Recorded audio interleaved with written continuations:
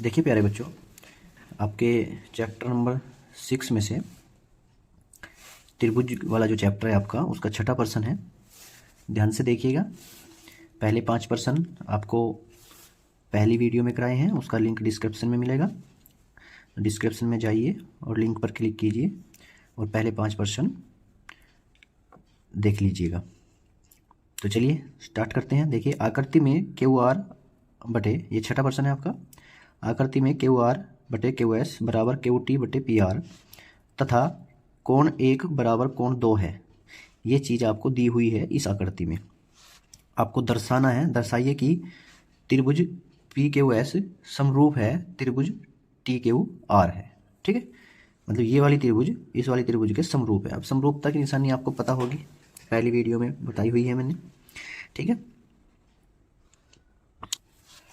आपको दी हुई है ये एक त्रिभुज है क्यू टी आर और इसके अंदर कुछ इस तरीके की रेखाएं खींची हुई है जिससे कि आप थोड़ा सा माइंड लगाएं। ठीक है, अगर आपने किसी दो त्रिभुजों की दो भुजाएं समान अनुपात में दिखा दी और उनका एक कोण आपने बराबर दिखा दिया तो दोनों त्रिभुज कैसी होंगी? समरूप। तो देखिए, इसमें आपको त्रिभुज की ये वाली चीज़ दिखा दी। अब इसको आपने कुछ ना कुछ ऐसा काम करना है जिससे कि आप त्रिभुज को समरूप दिखा दें। तो चलिए, इन सवाल को करने के लिए सबसे पहले आपने क्या करना है, लिखना है कि हमें दिया क्या है। हल। ठीक है, हल में आपने क्या लिखना है? दिया है।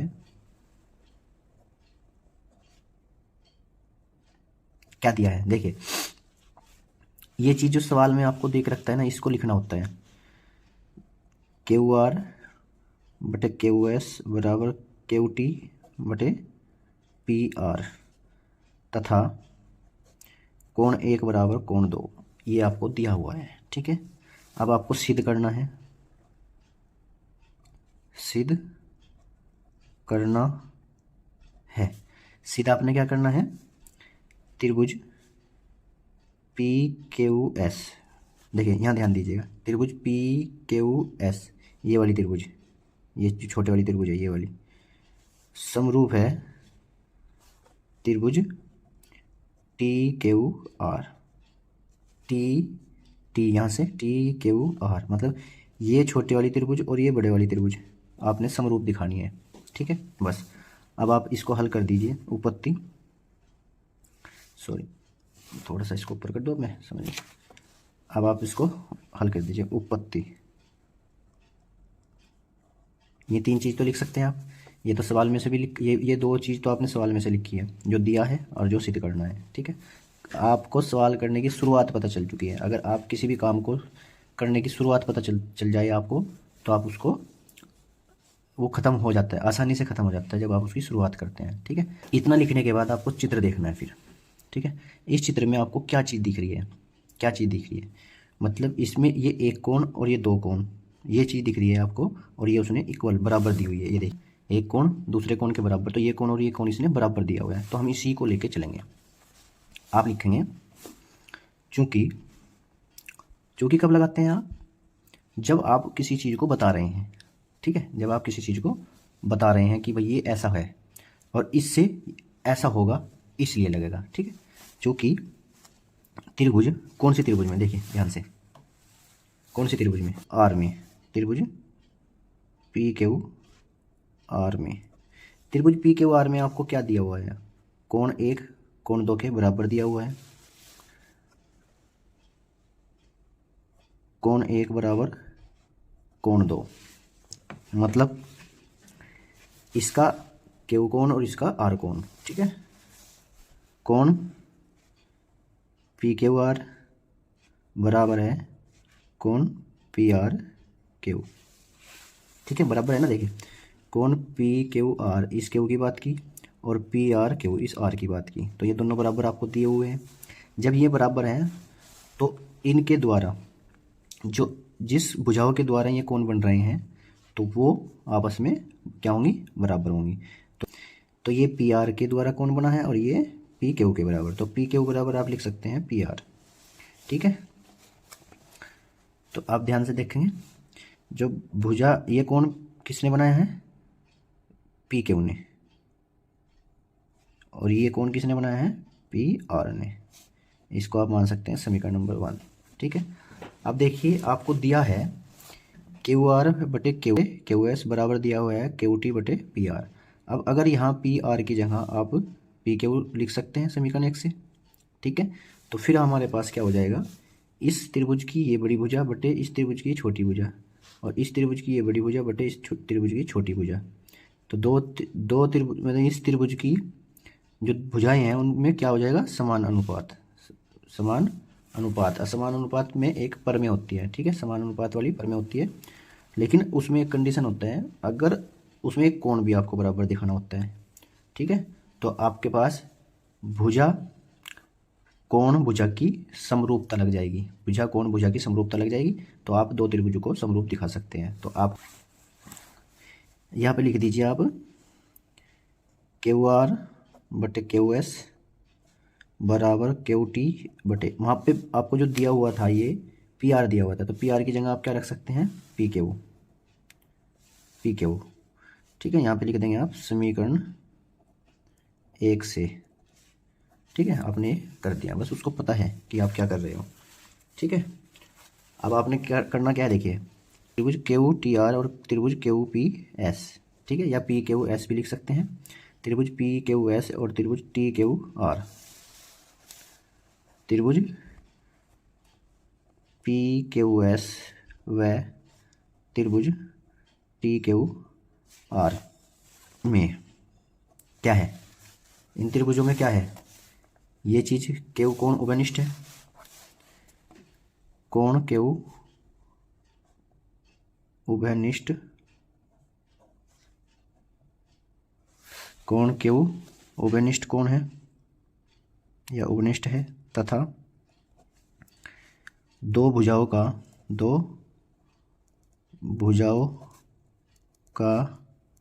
अनुपात या दो भुजाएं अनुपातिकता है, या दो भुजाओं का अनुपात बराबर है, दो भुजाओं का अनुपात बराबर है, इसलिए त्रिभुज पी क्यू एस समरूप है, ये समरूप का निशान होता है, समरूप है त्रिभुज टी क्यू आर इति सिद्धम। ये आपको सिद्ध करना था। ठीक है, समझ में आया ना। चलिए अगला सवाल देखिए। देखिए प्रश्न नंबर है आपके पास 7।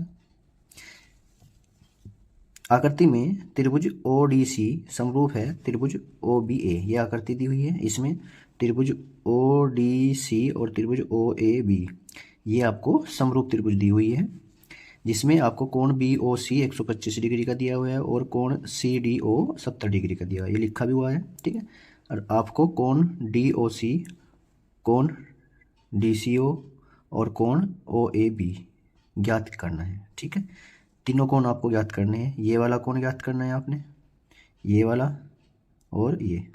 सबसे पहले हमें करना क्या है, वही जो चीज़ दी हुई है वो लिख लेंगे और जो ज्ञात करना है वो लिख लेंगे। ठीक है, सवाल को करने बस करते चले जाइए, पर मैं आपके याद होनी चाहिए, सवाल को करने का तरीका आपके पास आना चाहिए, आप सवाल करते चले जाइए, ऑटोमेटिक हो जाएगा। देखिए, और चैनल को सब्सक्राइब कर दीजिए और लाइक कर दीजिए, क्योंकि देखिए ये पहले इंपॉर्टेंट क्वेश्चन आपके लिए देखने पड़ते हैं, ढूंढने पड़ते हैं, और फिर इनको आपको समझाना पड़ता है, तो इसमें मेहनत तो लगती है, तो मेहनत के लिए लाइक ज़रूर कर दीजिएगा। चलिए आप लिखेंगे हल। ठीक है, दिया है, और कमेंट में ये भी बताया करें कि कैसा समझ में आता है आपके। आपको देखिए क्या दिया है, त्रिभुज, कौन सी त्रिभुज, ओ डी सी समरूप है त्रिभुज ओ बी ए। ये दो त्रिभुज जो आपको दी हुई है आकृति में, ये दोनों त्रिभुज कैसी हैं, समरूप है, तथा कोण बी ओ सी आपको 125 डिग्री का दिया है और कोण सी डी ओ आपको 70 डिग्री का दिया। ये चीज़ दी हुई है, आपने प्रश्न में से उतार दी। ठीक है बेटा, अब आपने लिखना है, देखो जब आपको कोई चीज़ सिद्ध करनी होती है तो सिद्ध करना है, और जब आपको कोई चीज़ ज्ञात करनी होती है, मान निकालना होता है, तो आप लिखना है ज्ञात करना है, ज्ञात करना है कोण DOC, कोण DCO और कोण OAB। ये कोण आपको, तीनों कोण आपको ज्ञात करने हैं। ठीक है, यहाँ तक तो आप हर सवाल में लिख सकते हैं, हर सवाल, क्योंकि ये तो सवाल में से ही लिखना होता है, तो आसान है। अब जब आपने 2 लाइन लिख दी हैं तो, और अच्छी लिख दी है, तो एग्जामिनर समझेगा कि बच्चे को आता है कुछ। ठीक है, आगे आपको सवाल को किस प्रकार करना है, ध्यान से देखिएगा। फिर आपको आकृति पर जाना है, आकृति में देखना है। आकृति में आपको जो भी चीज़ दी हुई है उसको देखिए आपको ये कोण भी निकालना है, आपको ये कोण भी निकालना है, ये भी निकालना है। तो सबसे पहले कौन सा कोण आप आसानी से निकाल सकते हैं? ये वाला कोण। क्यों? क्योंकि आपको पता है कि कोण DOB, जो कोण DOB है, ये एक ऋजुरेखीय कोण है। ऋजुरेखीय कोण 180 डिग्री का होता है। ऋजुरेखीय कोण किसको कहते हैं? जो एक रेखा पर कोण बनता है वो 180 डिग्री का बनता है। ठीक है, तो आप अगर इस कोण को देखें, ये वाला, तो ये टोटल 180 डिग्री का है। अब अगर 180 डिग्री में से आप इस कोण को घटा दें तो आपके पास DOC कोण बच जाएगा, नहीं बच जाएगा? ठीक है, तो चलिए आप लिखेंगे, चूंकि त्रिभुज DOC में जो कोण आपका DOC है, जो कोण आपका DOC है, वो कोण किससे? DOB माइनस कोण COB होगा, नहीं होगा? समझे नहीं? मतलब ये वाला कोण, इस पूरे कोण में से अगर आप ये कोण घटा दें COB, तो आपके पास ये कोण बच जाएगा। ठीक है, अब ये कोण कितना है आपके पास? 180 डिग्री का, और ये कोण आपको कितना दिया हुआ है? 125 डिग्री का। ठीक है बेटा, समझ में आया? अब 180 में से 25 गए, 55 डिग्री। 180 में से 125 डिग्री गए तो 55 डिग्री। ठीक है, तो आपके पास DOC है हमारे, देखिए DOC है, DOC पहले वाला कोण निकल चुका है। अब आपने कोण निकालना है DCO। ठीक है, अब ध्यान दीजिएगा, ये 70 डिग्री का है और ये कितने डिग्री का है? 55 डिग्री का कोण आ चुका है। ठीक है, आप इसको 2 तरीके से निकाल सकते हैं कोण को। ये त्रिभुज है DOC, इस त्रिभुज के तीनों कोणों का योग कितना होगा? 180। कितना होगा? 180। अब इसका एक कोण 70 है तो एक कोण 55 है, तो दूसरा कोण कितना होगा? 55 ही होगा, क्योंकि 55 55 110, और 110 और 70 180, तीनों कोणों का योग 180, तो ये भी 55 हुआ। ठीक है, तो अगर ये C कोण 55 डिग्री का है तो यहाँ ध्यान दीजिएगा, जो ये A कोण है, इसी रेखा पर अंतरित कोण है। ठीक है, इसी रेखा पर अंतरित कोण है, तो ये वाला कोण इसका कैसा होगा? एकांतर कोण। ये एक अंतर में है, मतलब एक ही रेखा पर ये वाला कोण और ये वाला कोण एकांतर कोण होते हैं। C कोण ये और A कोण ये, तो ये 55 का, तो ये भी 55 का होगा। ठीक है, तो आप किसी भी तरीके से आप इसको हल कर सकते हैं। आपके पास ये 55 डिग्री आ चुका है, ये भी 55 डिग्री आ जाएगा, और ये भी 55 डिग्री, तो तीनों कोण आपके 55 डिग्री के आ जाएंगे। लेकिन हमें तो इसको हल करके दिखाना है, तो चलिए कोण, इसी त्रिभुज में बात चल रही है ना, इसी त्रिभुज में हमें C कोण निकालना है, तो C कोण निकाल लीजिए। कोण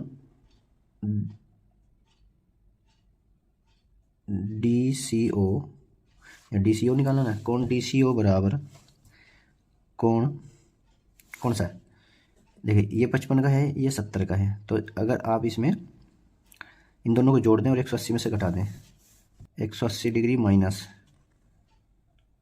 कोण ODC प्लस कोण DOC, 180 डिग्री माइनस कोण DOC कितना है आपके पास? 70 डिग्री, और कोण O कितना है आपके पास? 55 डिग्री। अब आप देखिए 180 डिग्री माइनस 70 और 55 125 डिग्री, और 180 में से 125 जाके फिर 55 डिग्री।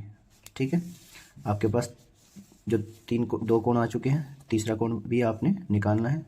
तीसरा कोण है OAB। तो आप लिखेंगे त्रिभुज, कौन सी त्रिभुज? DOC और OAB। त्रिभुज DOC व त्रिभुज AOB में कोण C बराबर कोण A। कोण सी बराबर कोण ए, मतलब कोण सी बराबर कोण ए, एकांतर कोण लिख देंगे, एकांतर कोण।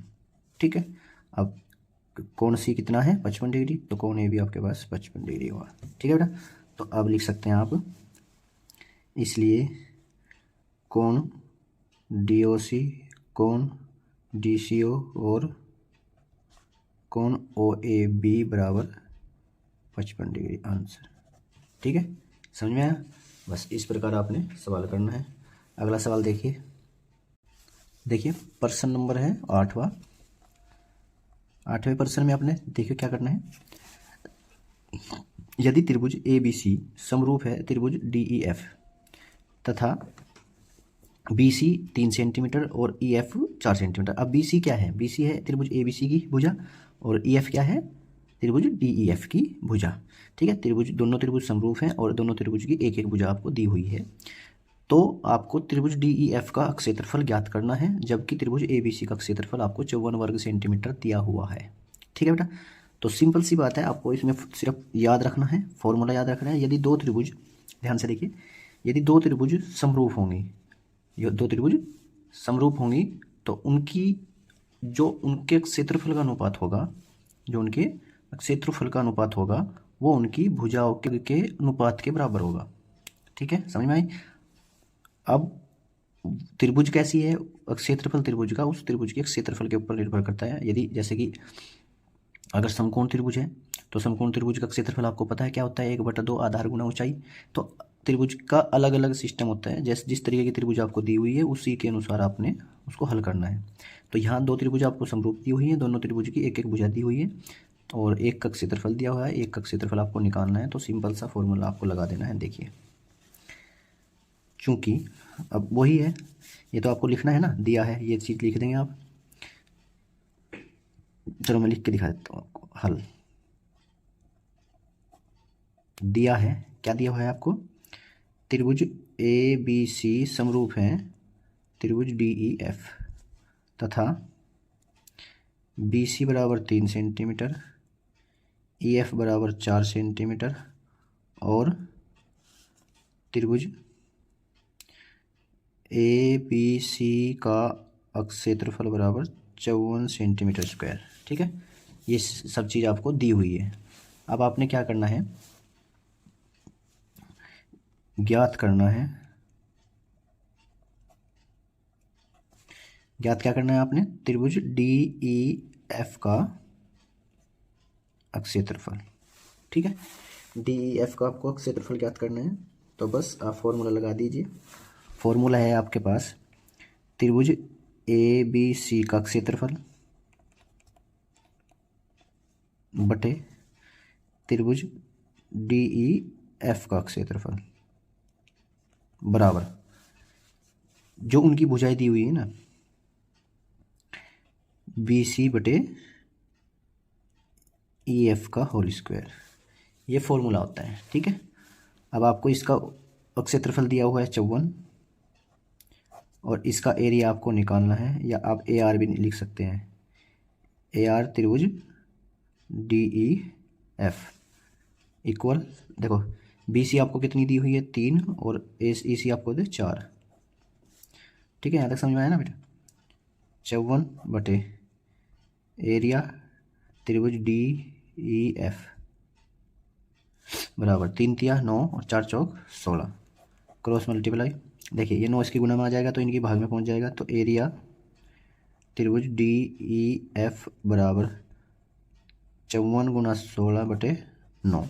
ठीक है, अब देखिए 9 छिक 54 और 6 गुना 16, 16 छिक 96, 96 वर्ग सेंटीमीटर। ठीक है, समझ में आया? कोई दिक्कत? बस यह फॉर्मूला आपने याद रखना है। यदि हमें त्रिभुज समरूप दी हुई हैं और त्रिभुज की एक एक भुजा दी हुई है तो उनके क्षेत्रफल का जो अनुपात होगा उनकी भुजाओं के वर्ग के अनुपात के बराबर होगा। ठीक है भाई, चलिए अगला सवाल देखिए। 9वां सवाल है, ये भी इम्पोर्टेंट है। दो समरूप त्रिभुजों के परिमाप क्रम से 40 सेंटीमीटर तथा 60 सेंटीमीटर है, इनके क्षेत्रफल में अनुपात ज्ञात कीजिए। वही चीज़, अगर आपको वहाँ भुजा दी हुई थी, यहाँ आपको परिमाप दिए हुए हैं, तो परिमाप में इसमें क्या होता है, इसको जो क्षेत्रफल का अनुपात होता है वो त्रिभुजों के वो परिमाप के वर्ग के बराबर होता है, परिमाप के वर्ग के बराबर होता है। ठीक है, तो आप इसमें भी एक यही काम करेंगे। 9वें सवाल में देखिए, हल दिया है दो त्रिभुज समरूप हैं जिनका परिमाप क्रम से 40 सेंटीमीटर और 60 सेंटीमीटर है। ज्ञात क्या करना है आपको, अक्षेत्रफल, इनका अक्षेत्रफल। ठीक है, यहाँ तक समझ में आया। अब डायरेक्ट फॉर्मूला लगा दीजिए आप। तो एरिया प्रथम त्रिभुज बटे एरिया द्वितीय त्रिभुज। ठीक है, समझ आया ना। दो त्रिभुज दी हुई है आपको, पहली त्रिभुज का एरिया बटे दूसरी त्रिभुज का एरिया बराबर प्रथम त्रिभुज का परिमाप बटे द्वितीय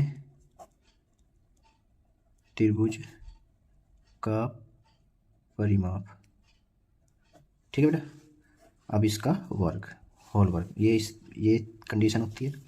अब इसका आपको पहली त्रिभुज का परिमाप आपको 40 दिया हुआ है, दूसरी का आपको 60 दिया हुआ है, और दोनों का वर्ग। ठीक है बेटा, अब देखिए 20 दूनी 40 और 20 दिया 60, तो जो इनका अनुपात आएगा वो होगा 2 दूनी 4 बटे 2 तिया 3 तिया 9। तो दोनों त्रिभुज का अनुपात, दोनों त्रिभुजों का अनुपात बराबर 4:9 अंश। ठीक है बेटा, समझ में आया। बस ये फॉर्मूला याद रखना है आपको। अगर भुजा दी हुई है तो क्या करना है, परिमाप दिया हुआ है तो क्या करना है, बस ये कंडीशनें कुछ याद रखनी पड़ती हैं। चलिए, अब आपका वेरी वेरी मोस्ट इम्पोर्टेंट सवाल है प्रश्न नंबर 10 और प्रश्न नंबर 11। दोनों एक ही तरीके के सवाल हैं, मैं आपको करा के दिखाता हूँ। देखिए क्या कहता है, भुजा 8 सेंटीमीटर वाले एक समबाहु त्रिभुज का शीर्ष लंब ज्ञात कीजिए। ठीक है, अब आप जब तक आपको कोई सवाल एक बार आप नहीं पढ़ेंगे, उसकी कंडीशन आपको नहीं पता होगी, तो वो आपकी समझ में नहीं आएगा। तो आप इसको ध्यान से देखिएगा। ठीक है, देखिए क्या कहता है, 8 सेंटीमीटर वाले एक समबाहु त्रिभुज क्या होती है, सम मैंने समान, बाहु मैंने भुजा, समान भुजा वाली त्रिभुज, मतलब एक त्रिभुज की 3 भुजाएं होती हैं, तो तीनों की तीनों उसकी समान भुजा है और उनकी लंबाई 8 सेंटीमीटर दी हुई है, उसका शीर्ष लंब ज्ञात करना है। तो देखिए ध्यान से, आप मान लीजिए ये आपके पास कोई त्रिभुज है,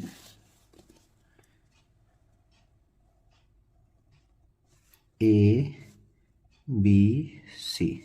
ठीक है, आपके पास ABC कोई त्रिभुज है, इसका जो शीर्ष होता है वो ये भी शीर्ष होता है, ये भी शीर्ष होता है, ये भी शीर्ष होता है। ठीक है, कोई सा भी आप शीर्ष ले सकते हैं। तो हमने ले लिया ये वाला, ये इसका शीर्ष है। इस शीर्ष पे से ए पे से हमने इसके आधार BC पर लंब डाल दिया, शीर्ष लंब, जिसको हमने D बोल दिया। अब हमें ये भी 8 सेंटीमीटर दी हुई है, और ये भी 8 सेंटीमीटर दी हुई है, और ये भी 8 सेंटीमीटर दी हुई है। प्रत्येक भुजा इसकी 8-8 सेंटीमीटर की है। और आपको पता है कि जब किसी त्रिभुज के शीर्ष पर से, किसी त्रिभुज के शीर्ष पे से लंब डाला जाता है उसके आधार पर, तो वो उसको 2 बराबर भागों में विभाजित कर देते हैं। ठीक है, तो ये कितने का हो जाएगा, 4 सेंटीमीटर का। ठीक है, तो बस आपने लिखना है, दिया है हल, दिया है एक समबाहु त्रिभुज जिसकी प्रत्येक भुजा 8 सेंटीमीटर की है। ठीक है, यहाँ तक समझ आया। अब ज्ञात क्या करना है, आपने ज्ञात करना है ज्ञात क्या करना है, उसके शीर्ष लंब की लंबाई, शीर्ष लंब की लंबाई, ठीक है, उसके शीर्ष लंब की लंबाई आपको ज्ञात करनी है। अब आपने करना है, चूंकि त्रिभुज ए बी सी में, बस जो भी कुछ इसमें आपको दिख रहा है वो करते चले जाइए। ए डी लंब है बी सी पर, इसलिए तो बी डी बराबर होगा बी सी का आधा, ठीक है, हाफ। तो बी डी बराबर 8/2 मतलब 4 सेंटीमीटर। अब आपने समझना है कि किसी त्रिभुज के शीर्ष से उस त्रिभुज के आधार पर डाला गया लंब उसे समद्विभाजित करता है। 9th क्लास में आपने प्रमेय पढ़ी होगी, ठीक है। तो चलिए आपके पास अब देखिए इस त्रिभुज में, अगर आप इस त्रिभुज को ध्यान से देख रहे हैं, त्रिभुज ए डी बी, ये एक, जब ये लंब है, लंब कितना डिग्री का कोण बनाता है, 90 डिग्री का कोण। तो ये त्रिभुज कैसी हुई, समकोण त्रिभुज। और समकोण त्रिभुज में कौन सी प्रमेय लगती है, पाइथागोरस प्रमेय। कौन सी त्रिभुज लगती है, पाइथागोरस प्रमेय। तो चलिए आप त्रिभुज ए डी बी में पाइथागोरस प्रमेय से, पाइथागोरस प्रमेय से क्या होता है, पाइथागोरस प्रमेय, कर्ण क्या है इसमें, आपको ए डी निकालना है। तो ए डी का वर्ग बराबर, कर्ण इसमें तिरछी भुजा होगी ए बी का वर्ग माइनस बी डी का वर्ग, ठीक है। अगर आपको लंब निकालना है तो कर्ण में से आपको आधार घटाना पड़ेगा। आपके पास ए डी कितना है 8, बी डी कितना है 4, 8 64 माइनस 4 चौक 16, ठीक है। ये जो आप ए डी स्क्वायर लेके चलिए और यहाँ पे आपके पास आ जाएगा ए डी बराबर, ये स्क्वायर इधर आकर रूट लग जाएगा, 64 में से 16 गए 48। ए डी बराबर 48 को हम लिख सकते हैं 16 गुणा 3। ए डी बराबर 16 का वर्गमूल होता है 4 और √3 का वर्गमूल √3 ही होता है, तो इसको हम अंदर रखेंगे और ये आपका आंसर। तो भुजा सेंटीमीटर में चल रही है तो हम इसको सेंटीमीटर में ही लेंगे, सेंटीमीटर आंसर, ठीक है, समझ में आया। अब आपके पास सवाल है अगला, उसमें सेम टू सेम जहाँ जहाँ आपने 8 रखा है वहाँ 2a आएगा, ठीक है, जहाँ जहाँ 8 है वहाँ 2a आएगा। तो चलो मैं करके दिखा देता हूँ। 11वां सवाल देखो क्या कहते हैं, भुजा 2a सेंटीमीटर वाले एक समबाहु त्रिभुज का शीर्ष लंब ज्ञात कीजिए। सेम टू सेम इसी तरीके से होना है, चलिए देखते हैं। त्रिभुज 2a है तो ये कितनी हो जाएगी, इसकी आधी a, ठीक है। आपने इसमें लिखना है हल दिया है, ये लिख दो आप, ये दोनों चीज़ तो हर सवाल में आपको सवाल में से ही लिखना है, ठीक है। शुरुआत करनी है, चूँकि आप लिखेंगे त्रिभुज ए बी सी में, त्रिभुज ए बी सी में ए डी लंब है किस पर, ए डी लंब है बी सी पर, ठीक है। तो क्या करेगा, ये लंब इसको समद्विभाजित करेगा, आपको पहले सवाल में बताया है अभी 10वें में। तो आपने क्या करना है इसमें, तो बी डी बराबर, इसलिए बी डी बराबर बी सी बटे 2, ठीक है, यहाँ तक समझ में आया। तो बी डी बराबर ये कितना है आपके पास 2a और ये 2 से 2 कटा, आपके पास a सेंटीमीटर आ चुका है, ठीक है। बी डी का मान आपके पास a सेंटीमीटर, वही चीज़ लिख देंगे आप यहाँ पे, किसी त्रिभुज के, या आप लिख सकते हैं किसी त्रिभुज के शीर्ष से उसके आधार पर डाला गया लंब उसे समद्विभाजित करता है, ठीक है बेटा। अब आप तो त्रिभुज ए डी बी में पाइथागोरस प्रमेय से, पाइथागोरस प्रमेय क्या होती है, कर्ण। आपको लंब निकालना है तो ए डी बराबर कर्ण कितना आपके पास A B square minus B D square, ठीक है। अब ए डी स्क्वायर बराबर ए बी आपके पास 2a का होल वर्ग और ये बी डी आपके पास a। अब ए डी बराबर ये स्क्वायर इधर रूट में चला जाएगा, 2 का वर्ग 4, a का वर्ग a स्क्वायर माइनस a का वर्ग a स्क्वायर। अब देखिए 4a square minus 1a square, 4a में से 1a गया तो आपके पास क्या बचा 3a स्क्वायर। देखिए a स्क्वायर का वर्गमूल a होता है और √3 का वर्गमूल √3 होता है, तो इसमें रहेगा, तो ये सेंटीमीटर आंसर, ठीक है। शीर्ष लंब की लंबाई आपके पास कितनी आ चुकी है, a √3। ये वेरी मोस्ट इंपॉर्टेंट सवाल है बोर्ड के लिए, आपको इसको इसी तरीके से करके आना है अगर आता है, ठीक है। अगर पसंद आया है तो चैनल को सब्सक्राइब करें। वीडियो उन बच्चों तक ज़रूर शेयर करें जो बच्चे 10th क्लास में तैयारी कर रहे हैं मैथ की, और लाइक ज़रूर करें, ठीक है। Best of luck. चलिए, और अगली वीडियो देखने के लिए चैनल को सब्सक्राइब ज़रूर करें।